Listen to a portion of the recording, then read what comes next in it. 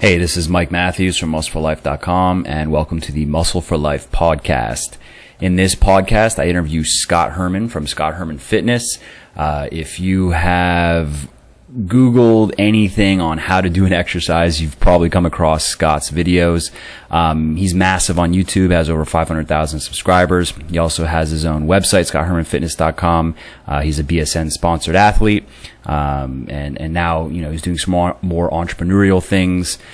So I thought it'd be a great idea to talk to him about what he has done to succeed in this industry, because he he started as a guy just living in New York, trying, modeling, acting, and now, a few years later, he's this big fitness star. So I wanted to know what were the big lessons he's learned along the way that can help us succeed either in this industry, if that's your interest, if you're interested in doing something in the fitness industry, or just general lessons that we can apply in whatever field of work that we do. So hope you enjoyed the interview. Let's get to it.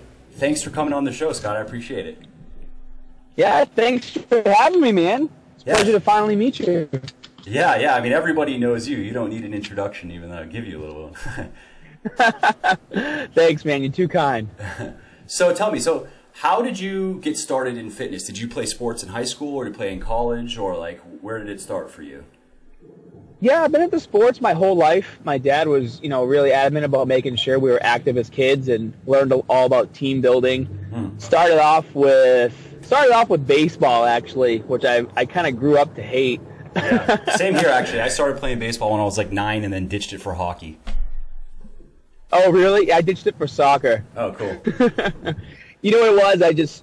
When you're at that age, everyone's still kind of learning how to throw the ball. Yeah. And I'm wearing a helmet, but I got hit in the back by so many balls by the pitcher. Yeah. I was like, you know what? My dad was the coach. I'm like, this is my last year. I hate this game. But anyways, so I actually moved from baseball, and then I started doing soccer, and then in the winter I started doing wrestling. Oh, okay. And so then I kept up with those all throughout high schough. So wrestling was probably where you got your first taste of weightlifting then, huh? Yeah, well, actually, one of my teammates, he knew that I was lifting in my basement at home, and he worked at a Gold's Gym, and he was like, hey, I work at this gym for 3 hours a week on a Saturday, and the guy gives me a free membership. Would you want to come do it with me and lift with me? I was like, sweet, and that's kind of basically how I got my foot in the door at the gym. It was a Gold's Gym at the time. Cool. So I'm one of the lucky ones. I have all those old school, sweet Gold's Gym tank tops that you don't find anymore. You can probably sell them now for $200 a shirt. Yeah, I got 8 of them. They're all different colors. I remember when I first wore them, they were like dresses. Now, they're still kind of like a dress, but, filled them out a little bit. Now they're more like a blouse. Yeah, exactly. Cool. So you did that, and then now fast forward a little bit. So how did you get started in fitness as a career? What's kind of the origin story? Well, it basically started when I started working in the gym. I'm very detail oriented, and so my job was to clean, and I always did a really good job of cleaning the facility. My boss would basically tell me to go take care of something, and he'd leave me alone for 4 to 5 hours. I was only 14 years old. And he would come back, and everything would be pristine, cleaner than it was when he bought it. And so he took a liking to me, and eventually he started paying me. I started working in the gym full time. I started fixing all the machines in the gym. Started doing things at the front desk. Started selling memberships, and then when I turned 18, I became a personal trainer.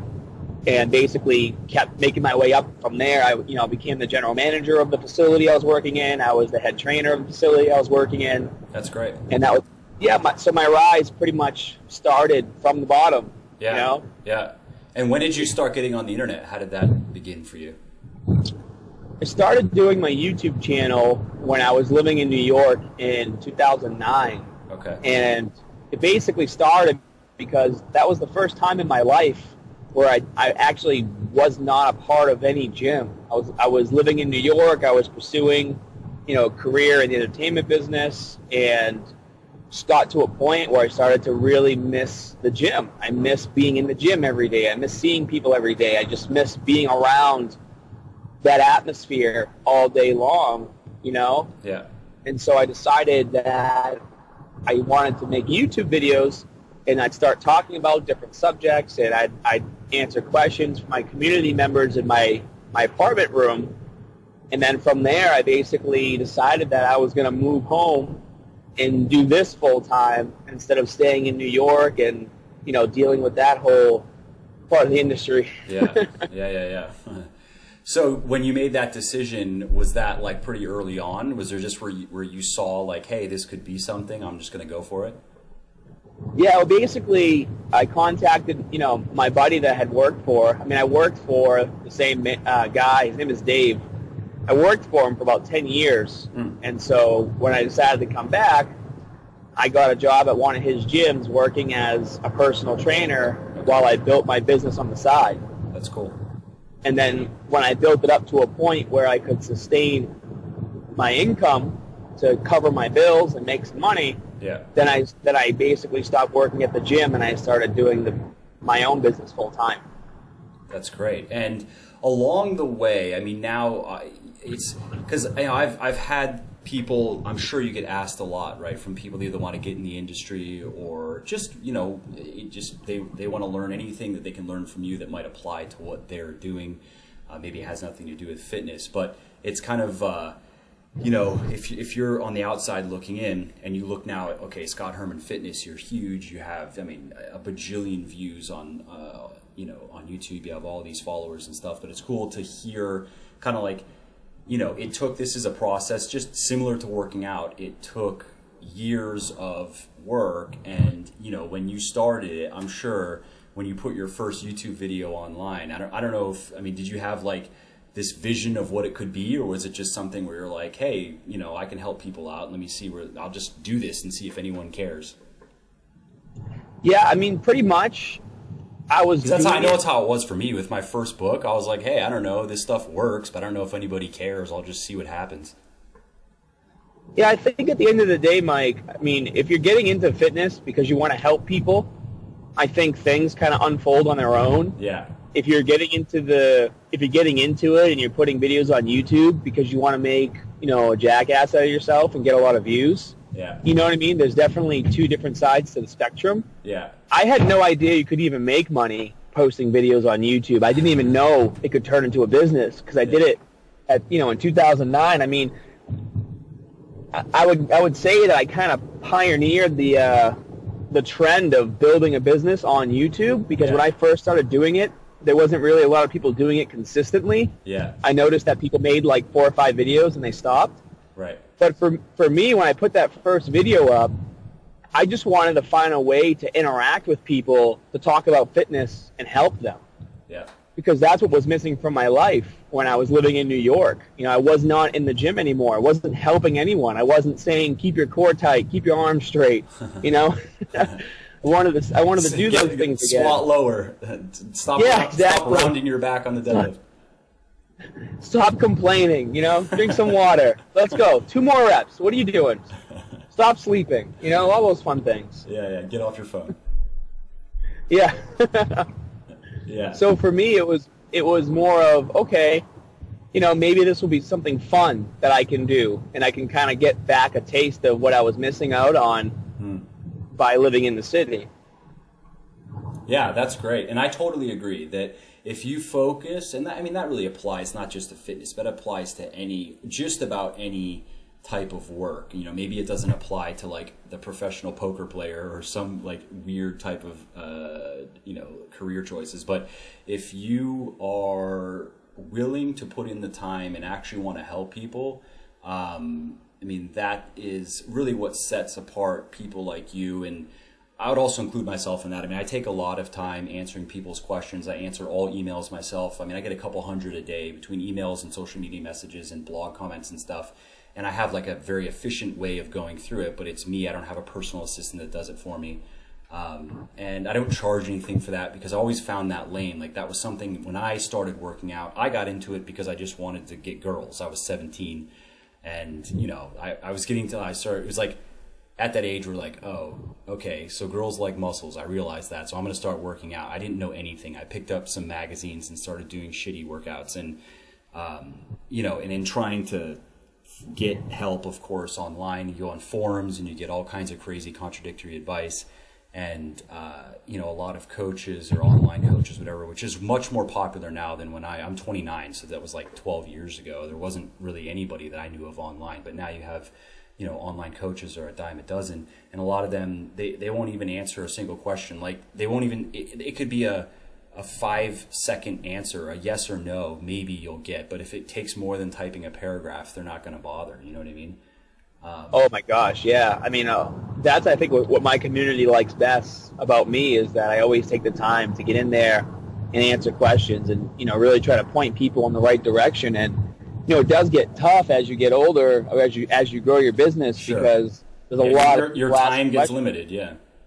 You know, and that's actually why on my website I built a forum section, because at least in my forums, if I'm answering the question or not, I can still kind of read through the comments. Yeah. And if everything looks legit, you know, I can chime in and say, hey, you know, great thread. You know, you guys answered the question really well. You know, this is all great. Yeah. Or if I see like there's maybe some miscommunication or some misinformation, or maybe I just want to add my own 2 cents, I can get in there and add my own 2 cents. Because at the end of the day, I mean, I'm sure you know as well as I do, Mike, it's, you know, in the beginning, it's easy to be the one answering all the questions. But as things start to really grow, Yeah. you got to find a way to kind of bring that community together that you've been teaching for the last 5 years. You know, all these people that I've been teaching and helping and guiding, you know, they now want to give back. And so if you can create a platform for them to have a voice, they'll be more than happy to use it and help people the way you help them. And that's kind of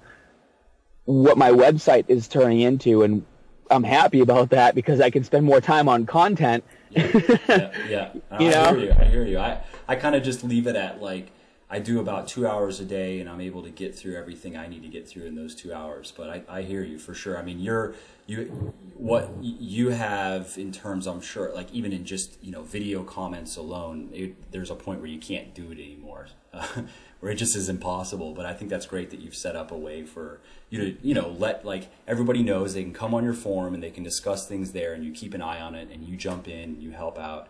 And, you know, people understand you're very busy, but they love to see that. I mean, as you know, and this is something that I just, whenever people ask me, like, okay, so what are, like, you know, the top 3 things, like pieces of advice for getting into the industry? And this is always the first one, is you have to actually, like, enjoy helping people. Because if you don't, you're going to hate the type of work that it takes. There are no, like, yeah, even if you're a very good marketer, you can scam people if that's what you want to do. Like, yeah, sure, you can go sell, you know, whatever bullshit pills, but if you really want to build a long-term business, you have to really actually like helping people, because that's going to be a lot of your time. I mean, even what are you doing when you're creating your content? You're just creating helpful stuff. When you know, you do a ton of YouTube stuff. I'm kind of a YouTube, I'm a nothing on YouTube. I think I have a couple thousand. I'm very random with my YouTube because a lot of my time is writing, but that's really my schedule. And it's the same thing. Like, why do I write these articles week after week and don't charge anything? Just because it's interesting and I like to help people, you know? Yeah, and plus it's a really easy way for us to learn new things. I mean, Absolutely. To be honest, I've learned more about how to better myself as far as fitness from when I started my YouTube channel than I ever learned working in the gym as a trainer, because I have to go out there and find new things. If I put out a video that's, you know, complete bullcrap, my community members that are smart are gonna say, bro, this isn't true, this isn't right, your form's off, you know. So yeah. It's kind of like, okay, I gotta make sure I'm on my toes. I gotta really make sure I do my homework. And, you know, I would say even the trolling on YouTube has kind of died down, like as far as people picking on specific things about form and whatnot, because I feel like just because of YouTube and because of all the content that's out there, people are getting smarter, but because they're getting smarter, they're expecting smarter, I guess, videos. They're expecting more information from your videos. Yeah. And for me, that's great, because then I can actually put time into a great video and it'll get the views it deserves, as opposed to, just filming myself going to the gym, lifting some weights, making some noises, maybe yelling out a few catchphrases. There are some people, I mean, they're not as big as you, but where their videos are just them lifting, like, and people, I don't know, I guess people like to watch the same, like, here's me deadlifting 455 one week, and then here are 7 other videos of me doing, maybe now I'm up to 465 or something. That, to me, that's like, really? This person has this many followers, and this is all they post? Like, why do people even want to watch this? I feel like, well, there is a little bit of inspiration. I mean, when you see someone lifting, I guess that's true. If they're lifting something, like I wish my gym had that. I work out early in the morning, so it's just a bunch of old people, and every day I'm like, God, I wish there was just one person in here that is like lifting real weight. I want to feel inspired. No, it's so true, because that's basically what happens at my gym. I mean, my girlfriend lifts heavier than some of the dudes in my gym, and it's like, oh gosh, Yeah, you look around and all you see are like dudes in weight belts, like curling or something, and you're like, oh my God, what is going on right now? The biggest frustration for me at my gym is when I go over and I try to help, especially with like a squat or a bench press. Yeah. And then I see the same people with the trainers in the gym being told not go all the way down, or being told not to use full range of motion, and then or even worse, that like squats are dangerous, or deadlifts, you're gonna hurt your back if you deadlift, or just terrible advice. Yeah, I mean, there really isn't one trainer in my gym that's teaching deadlifts properly, and I cringe, and it's like, my gym I helped build this place. I have no shame in going over and helping people. You're Scott Herman, man. You do whatever you want. Yeah. Well, that's the thing, is I don't go over there and I don't say I'm a trainer. I don't say, hey, by the way, I have this YouTube channel and you should watch it. And if they ask, I'll definitely ask. But I usually come over and I'll be like, hey, excuse me, I just want to give you a few tips on your deadlift to help you with your proper form or your bench press. And, and then I feel like all that gets washed away by somebody else in the gym saying, no, I want to lift heavier. And they add 25s, 35s, 45s, and the range of motion gets shorter and shorter and shorter. Yeah. But that's the gym. That's the gym life. I know. I really don't even, I mean, there are, it's the same crowd, so, I've said things nicely, same thing, but I guess sometimes people, they just get set in their ways on, because it would mean dropping 50 pounds off the bar if you're actually going to do it right. Yeah, has nothing to do with being set in their ways. It's being set with how much weight they're lifting. Yeah, I guess it's no dude likes to take weight off. Yeah, or even lose a rep, let alone take weight off. Yeah, exactly. Yeah, sometimes I'll get emailed. Sometimes people will be like, my bench press was down 1 rep this week. Is something wrong? And I'm like, oh man, I mean, it happens. Like, I don't know. Maybe you were a little bit. Maybe you only rested 30 seconds less this time. Like, it's not, don't worry about it. Unless, like, all of a sudden you're 30 pounds off the bar or something, it's okay. Yeah, there's always going to be fluctuations depending on your eating and your sleeping, and, there just seems to be natural fluctuations. I mean, at least for me, because, I mean, like you, I emphasize heavy, compound weightlifting. And, I've looked at graphs, like the little graphs that the apps generate and stuff. And it really does seem like my progress if I look at my last 6 months progress, like on my 1 rep max and my deadlift, it goes up, but it goes up in a trend of like, it goes up and then a little bit down, and then a little bit higher and a little bit down, and a little bit higher still and a little bit down. It just seems to be like there's almost a natural, and that's not me trying necessarily to, to detrain it. That's just how it goes. I don't know. Yeah, I mean, for strength gains, you need to really be on it every single week. And for me, my schedule's been so out of control, I've kind of just maintained my strength, and I'm fine with that. I'm happy with my strength. I'm more of an endurance athlete. I love doing endurance. I'm always pushing myself with my circuits, and I kind of like that better, to be honest. Oh, okay. I like to be, big and muscular, but when it comes down to videos that I put out, I love doing just total body circuits and doing them, with the timer, so my viewers at home can do them with me. Oh, cool. But add in, a lot of compound movements along with some fancy body weight stuff, Yeah, totally. I just put a video out yesterday, and it was actually a bicep and ab workout. but I started it by deadlifting 315 for 30 reps, in a row, nonstop. Wow, that's pretty impressive. I don't think I could do that. I'm sure you could. You just got to dig deep and push. that's like, CrossFit style, go until you die. Yeah, exactly. And I kind of like that. Like I said, I did a gene test and with this company called Muscle Genes, and one of the things that came back is it said that my body's built basically for endurance. Huh. It's not, and I kind of already knew this. And by having the gene test come back and tell me that most of my muscles are slow twitch muscle fibers, and I'm built for endurance. It's like sweet, because that's what I'm great at. I like that. That's cool. That's interesting. Muscle Genes. I'm gonna check that out. Yeah, musclegenes.com. That's actually where I'm going with my girlfriend. We're going to the Body Power Expo in the United Kingdom in a couple weeks, and we're going to be with the Muscle Genes team. Oh, nice. Interesting. I'm going to check it out. So let's get back to now on the business side of things. So what would you say, what are some of the key lessons you've learned in building your business and building your brand? Helping as a first and foremost thing, that's a great one. What are a couple other things that just kind of stand out as the big lessons you've learned over the last, 6 years or so?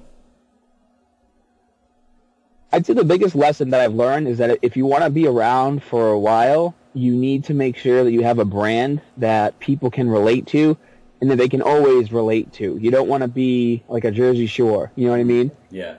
You want to be a trend. And unfortunately, a lot of people get into this habit of doing trendy things because it's cool, and they might get a lot of hits, or they might get a lot of views, or a lot of subscribers. I think of the whole aesthetics lifestyle, that whole thing is a good example of that, I think.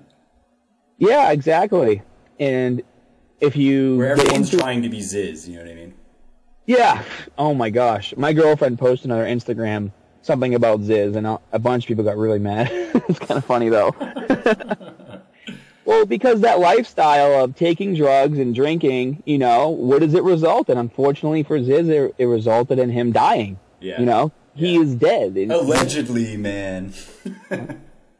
How can you look up to someone who died doing all the wrong things? Yeah. I would never say, if anyone is listening and they're a fan, hey, I'm not trying to say anything bad about someone who's passed away. It's a tragedy, and, it sucks that it happened, but, be smart. Why did it happen? You know why it happened, and if you want to try to convince yourself that he wasn't, drinking and partying. He was open about that. He never, there are pictures of him, his brother shooting him in the ass, and he's joking, oh, it's a flu shot. He would, he just joked about all the clen he used to use. He was open about it. He never pretended like he was. Oh, he was open about all the steroids and I didn't know.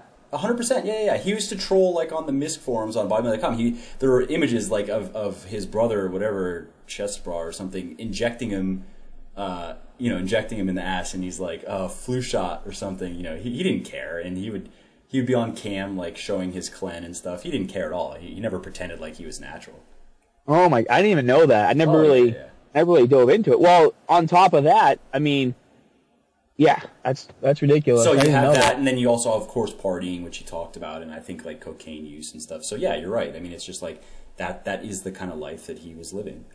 Well, most people, they can't afford these drugs, and they want to be natural lifters. And I just put out a video on testosterone. My girlfriend's a chemical engineer, and we spent a lot of time doing a lot of research on tests and test boosters and how to optimize your T levels naturally. And it's what are the basically number one and number two things that you should not be doing if you want to optimize your natural testosterone levels. Number one, you shouldn't be drinking all the time because it's going to kill it. And number two, you have to get sleep. So if you're following somebody who lives a party lifestyle of not sleeping and drinking too much, how do you expect to make the same gains, or how do you expect to follow that suit, or you know what I mean? Unless definitely. But you had guys like him that were injecting, so it didn't matter up in terms of what he was, how much he was sleeping or how much he was drinking. I'm sure his test was at 3,000 plus NGDL at all times because he was on drugs. So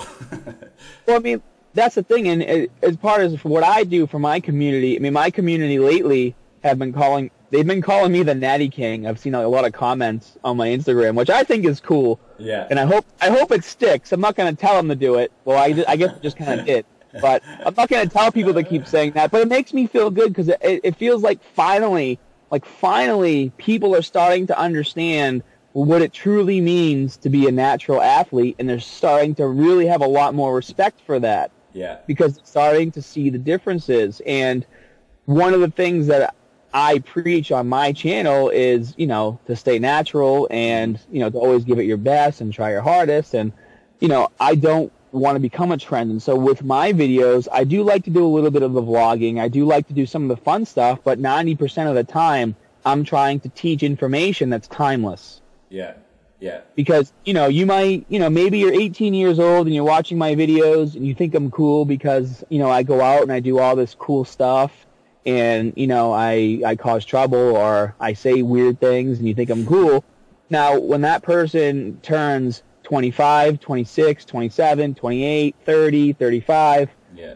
You know what I mean? Are they still going to think that those videos are cool? Like, would you watch, you're 29 years old, you're the same age as me, yeah. Unless it's like Dragon Ball Z or something cool like that, you're probably not watching all the things you watched when you were 16, 17 years old, Yeah, no, of course, it's hard to even remember. What was it like being, oh, that's right, yeah. Like Billy Madison, for example, or... Yeah. Like, I grew up with that, so I still think, Adam Sandler's older movies are funny, yeah. But I was a conversation with my girlfriend who's a little older than I am. She's in the car. I can't tell you how old she is. But anyways, so to her, it wasn't her generation, like Adam Sandler, that kind of style of comedy. So she doesn't like it, and she doesn't like it now. So if you want to appeal to the masses, right now, YouTube is very popular with the young crowd. Let's face it. The majority of people on YouTube are young. What's going to happen when they get older and their mindsets change, or they, they start wanting more quality information as opposed to just someone tooling around? Yeah. Happens to all those videos that you've put up. They still might get hits, but they don't become timeless. They're not something that people will go back to and continuously watch because it's like a TV show. Unless you want to go back to learn something, maybe you forgot proper form or you forgot how, like, for example, how testosterone works in your body. You want to make sure you're doing things correctly. And unfortunately, the mainstream media way of building a business takes a little longer, but it definitely will last forever if you do it right. And for me, I'm more about wanting to build a brand that's here forever as opposed to being around for a few years, getting popular, and then no one cares anymore. Yeah, I totally agree. And it is just kind of knowing who are you going after, or like who's your target audience. Are you trying to create videos to make 18-year-old dudes laugh, or are you trying to create videos that an 18-year-old can learn from, and so can a 45-year-old? You know what I mean? Yeah, exactly. And on another note, I have 3 DVDs coming out this year with Lionsgate. I'm like the official trainer for the BFit YouTube channel.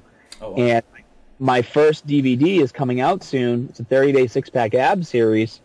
And, big companies like Lionsgate, they wouldn't come after me if I wasn't keeping my brand, very professional. Yeah. Because at the end of the day, it's like, the mainstream market is always going to be a huge, massive market. It always is. Absolutely. And it's a completely different market from YouTube. Like, the YouTube audience is very different from the mainstream audience. And obviously there's a line in the middle where they blur, and it's people who obviously are on both ends of the spectrum. Yeah. But to be successful on YouTube and then bring that to the mainstream and then be able to bring mainstream back to your YouTube channel and start to create that circle of, combining your fans, whether they're mainstream or YouTube, that's the goal for me. And I'm almost at that point where I'm starting to really bring in people in from all aspects of, I guess, the world or, viewership. Mm-hmm.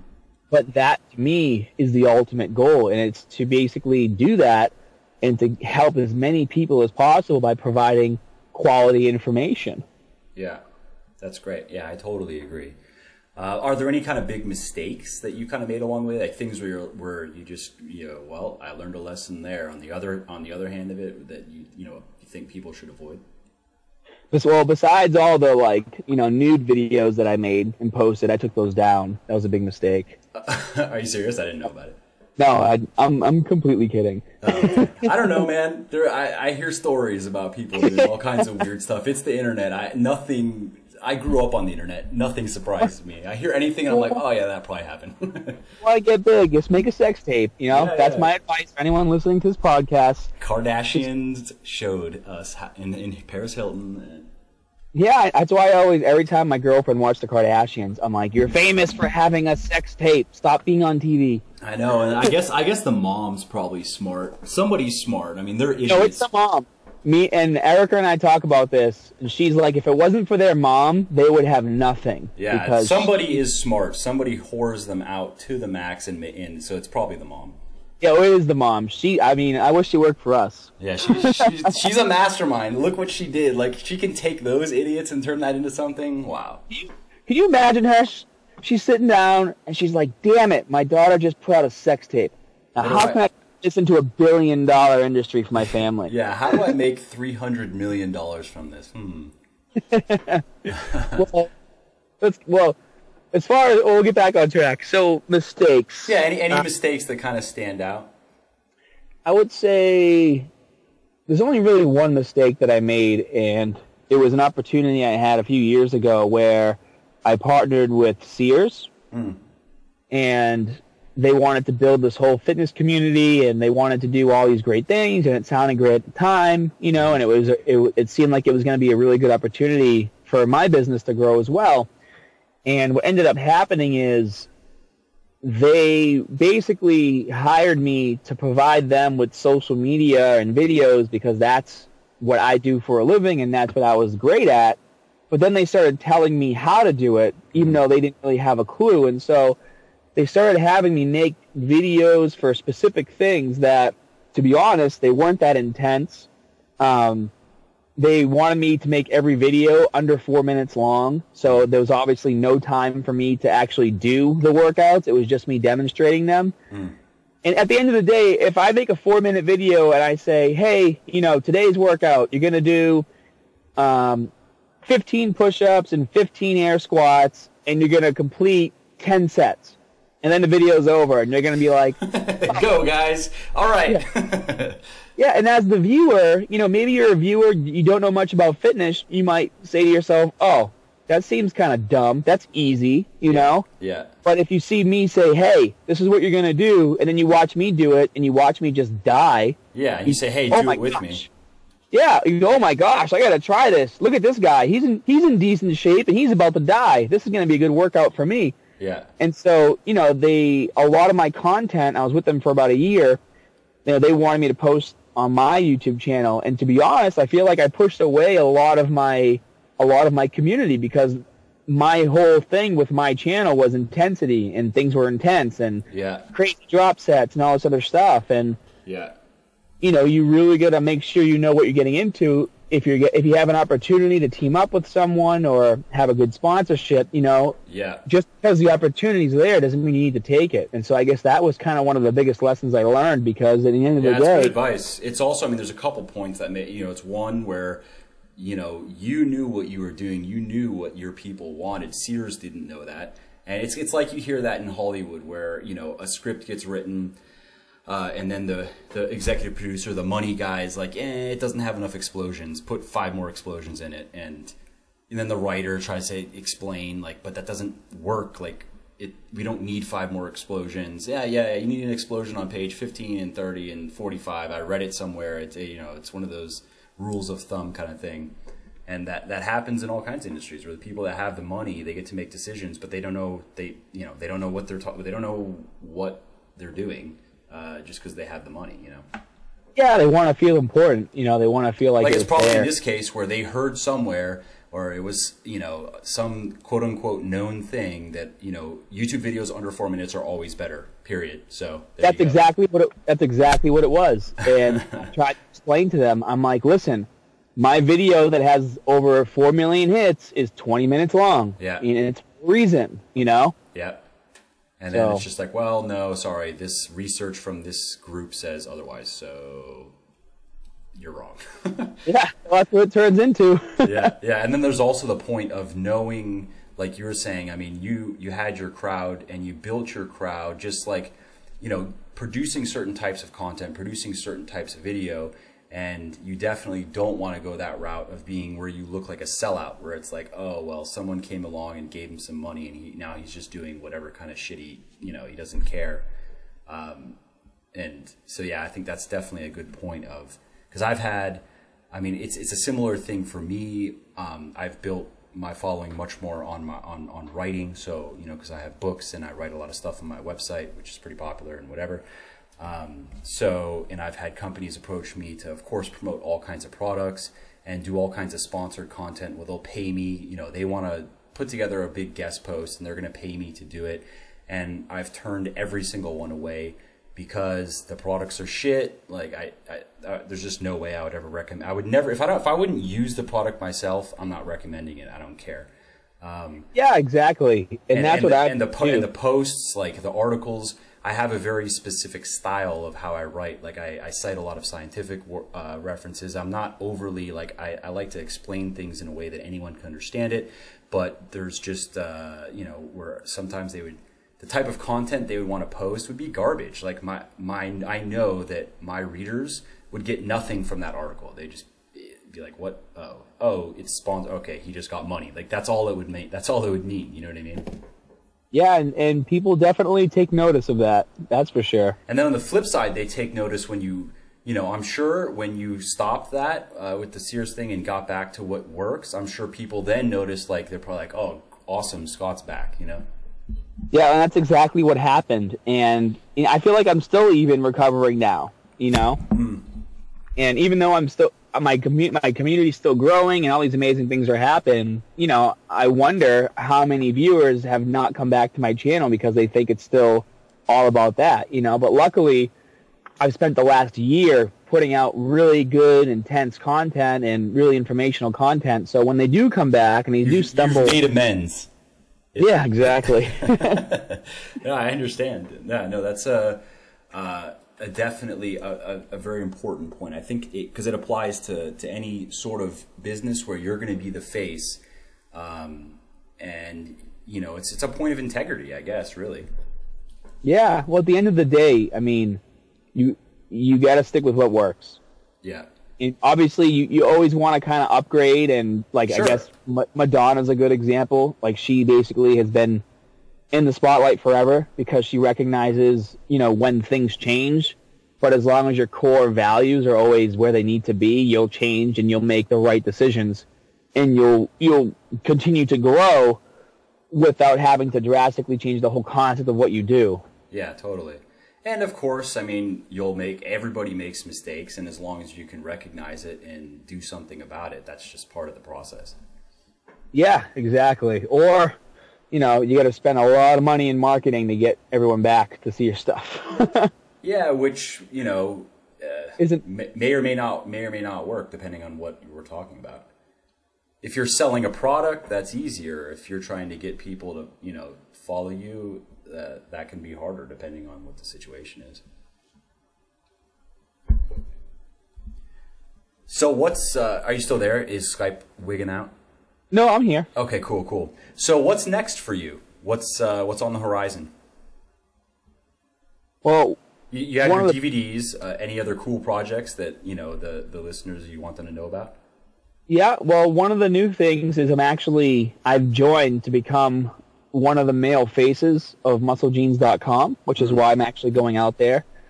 And so we have a lot of things going on with them. But I guess the biggest thing right now is my website and the app, because like we talked about earlier, you know, especially with social media, I mean, everything right now is really changing. I mean, look at Facebook. Only 1% of your fans actually see your posts now. Yeah, they're killing organic reach.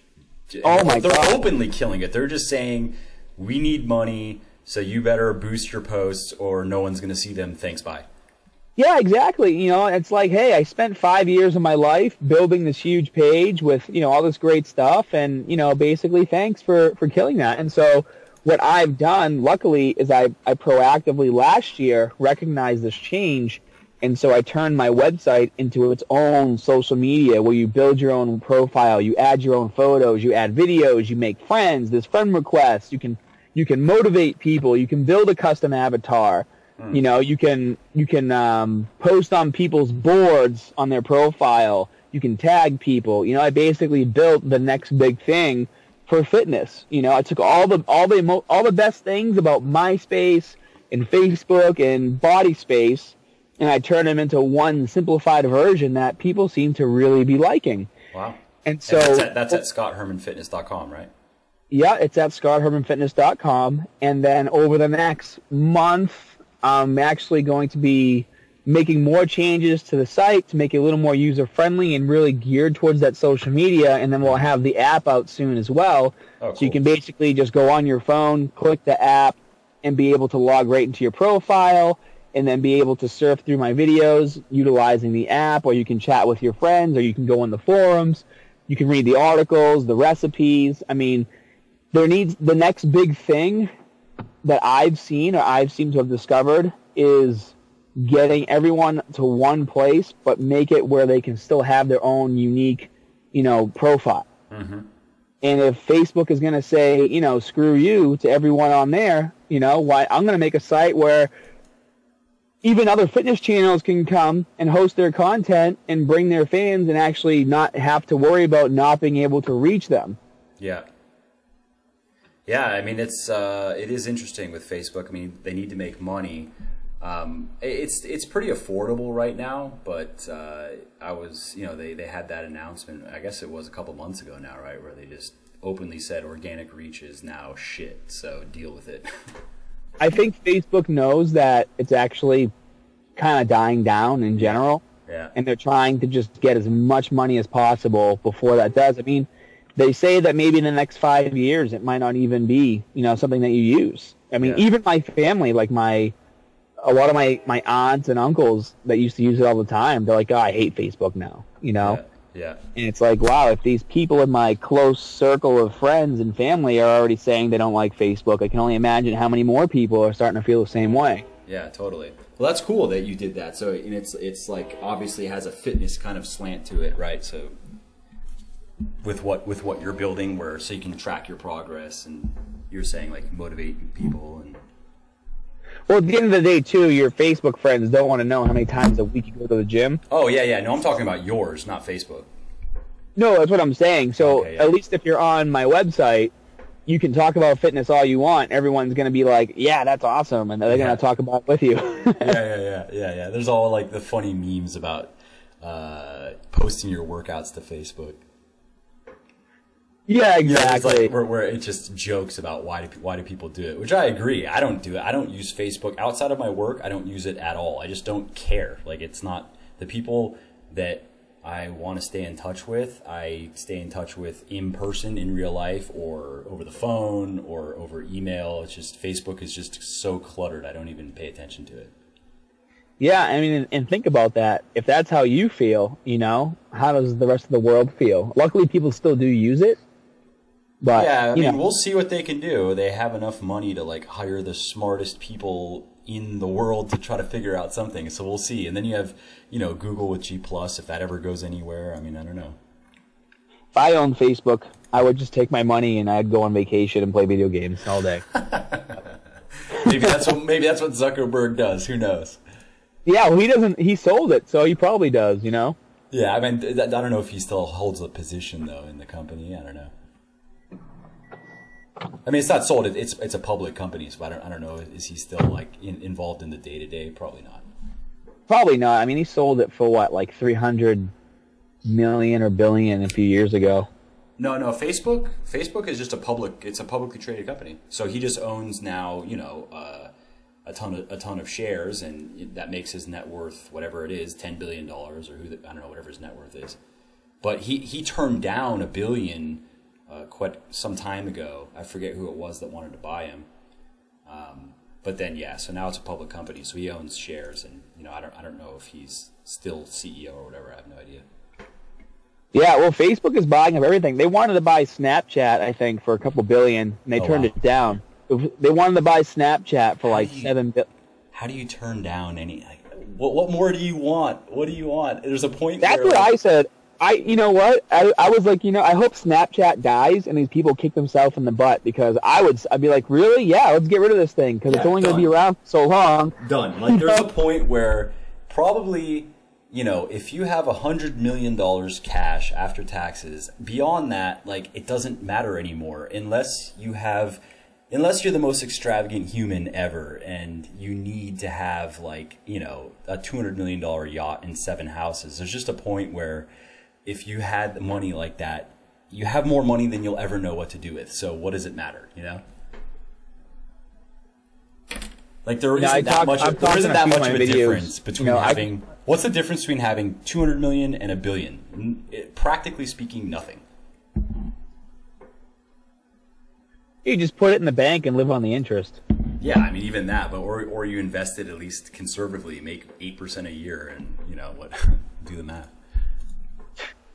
All I'm hoping is that by doing this business and doing what I love, I have enough money to rebuild my Camaro. That's all I'm pretty much banking on. And then Eric wants to go to like Paris or something, so I guess I got to take care of her.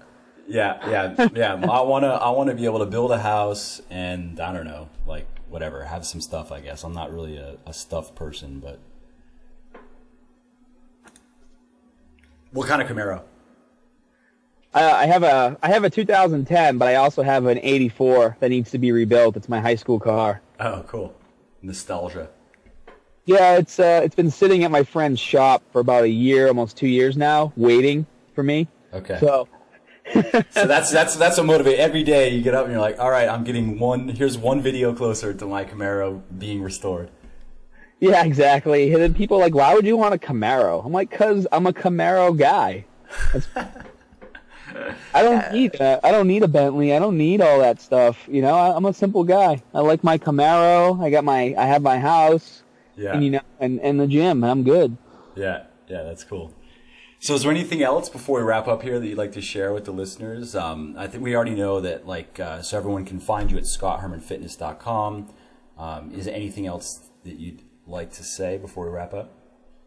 Yeah, I just want to say, I really appreciate the listeners taking the time, to listen to the podcast, and, hopefully they got to get to know me a little bit and see that even though I'm a gym freak, just an average person just like them. And at the end of the day, whether you watch my videos or read Mike's articles or find your own things to watch on YouTube, just make sure you're watching something that's teaching you how to better yourself.